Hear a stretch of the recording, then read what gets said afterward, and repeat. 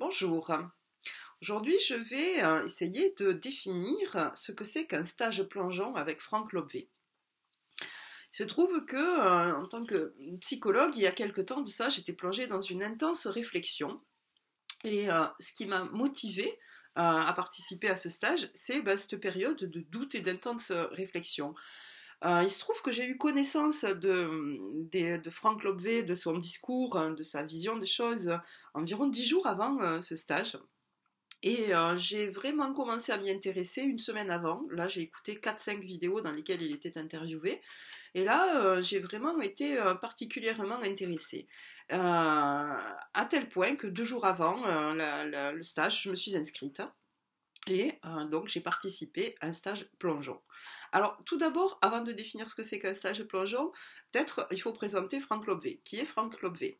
Alors, c'est quelqu'un qui est présenté dans les interviews que j'avais écoutées avant le stage plongeon comme un autodidacte philosophe très populaire, hein, qui a une vision de l'humain qui fait que il est souvent sollicité pour être écouté quand les gens sont dans une impasse et qu'ils ont envie d'avoir un regard, une autre vision, une vision plus décalée qui permet de sortir de cette impasse. Pour ma part, je trouve que c'est un humaniste, voilà. Un humaniste, et dans son discours, j'ai reconnu beaucoup de choses que j'avais déjà perçues dans mes diverses recherches ces dernières années. Par exemple, dans la physique quantique, où on sait que tout et son contraire sont possibles en même temps, avec l'expérience du chat de Schrödinger, par exemple. Ou alors j'ai reconnu aussi en sociologie la notion de pensée complexe qui est développée par Edgar Morin lorsqu'il explique, Edgar Morin, qu'on doit sortir du raisonnement binaire, oui, non, blanc, noir, hein, les choses ne peuvent pas être aussi simples que ça.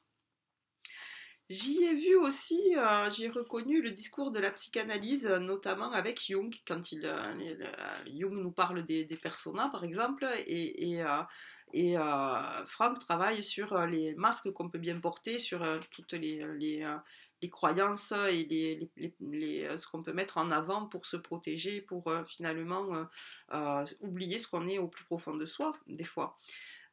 J'ai reconnu aussi des facultés chez Franck d'introspection assez puissantes et une connaissance de l'âme humaine très développée, très poussée.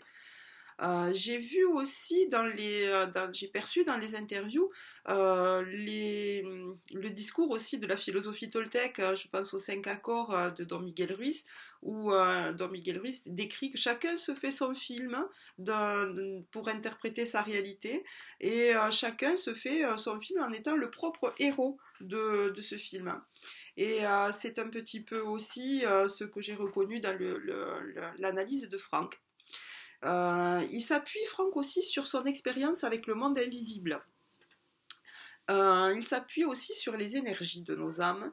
Peut-être certains parmi vous ont lu La prophétie des Andes, où les protagonistes ont tellement travaillé sur eux en développement personnel qu'ils arrivent à un niveau de développement suffisant pour être en mesure de percevoir l'énergie, l'aura que l'on déploie autour de notre corps physique. Et on le dit donc à Franck, on le dit clairvoyant, parce qu'il est en mesure de percevoir ces énergies et de travailler sur ces énergies-là au cours d'un stage plongeon.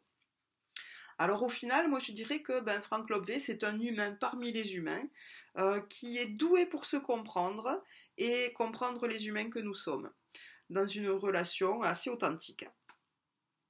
Maintenant, qu'est-ce que c'est qu'un stage plongeon? On arrive à l'objet de cette vidéo. Alors, faire un stage plongeon avec Franck, je dirais que c'est un peu comme faire une psychanalyse en accéléré. En quelques minutes, si vous êtes prêt à vous prêter au jeu, à vous mettre en avant, parce que personne ne vous force, vous pouvez rester en retrait, si vous êtes prêt à vous prêter au jeu, à vous mettre en avant, eh bien, il va résoudre en quelque sorte l'équation qui vous caractérise et qui faisait que jusque-là, vous étiez encore en partie un mystère pour vous-même. Et puis vous resterez quand même encore un petit peu un mystère pour vous-même parce qu'on ne se connaît jamais totalement. Mais voilà, vous franchirez quand même une étape. Vous comprendrez peut-être comment vous vous êtes construit, quels sont les tenants et les aboutissants par rapport à nos ancêtres, à nos aïeux, en psychogénéalogie. Alors Franck, ce qu'il fait, il déjoue dans un premier temps un peu tous les faux semblants. Ces faux semblants, ils s'abattent comme des paravents. Ce sont tous les mensonges que l'on se fait à soi-même pour s'arranger avec notre réalité. Alors ça peut être pour satisfaire notre ego, pour correspondre à une image qu'on s'est donné pour objectif d'avoir, de donner, parce que ça correspond, ça nous valorise, on se sent bien dans cette image-là.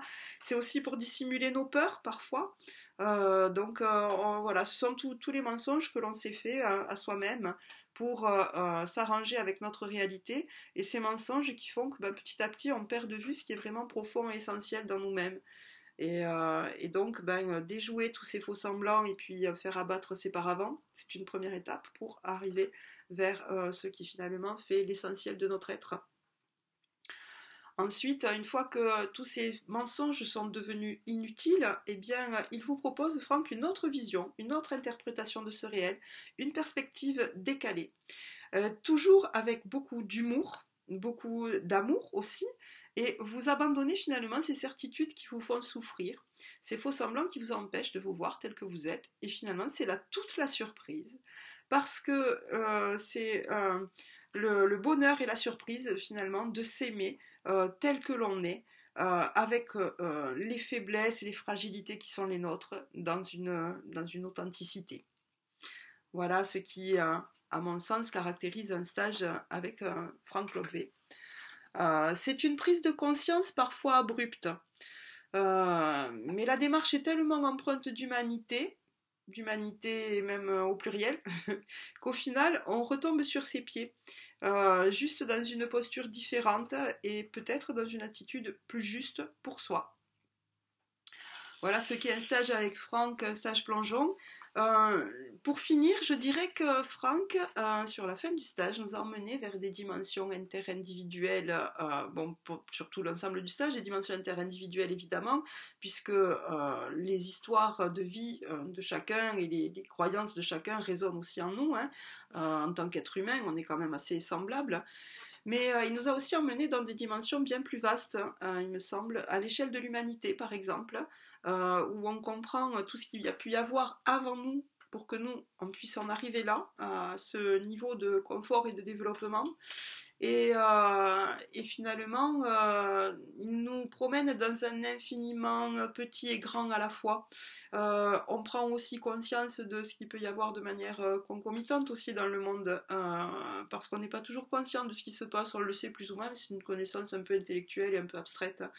Et je trouve que c'est une façon, au cours de ce stage, de prendre conscience de notre part et de notre place dans le développement, l'évolution de l'humanité et dans le monde.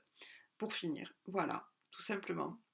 Alors, j'espère avoir bien défini cette fois-ci ce que ça avait été pour moi, en tout cas ce stage plongeon avec Franck Lobvé. Et j'espère que les autres participants auront une vision qui correspondra peut-être en partie, en grande partie, à celle que j'en ai eue. On ne le sait pas puisque chacun a son interprétation du réel. En tout cas, je vous incite à participer à ce genre de stage. C'est toujours intéressant et assez fructueux. Voilà. Merci pour votre attention et à très bientôt. Au revoir.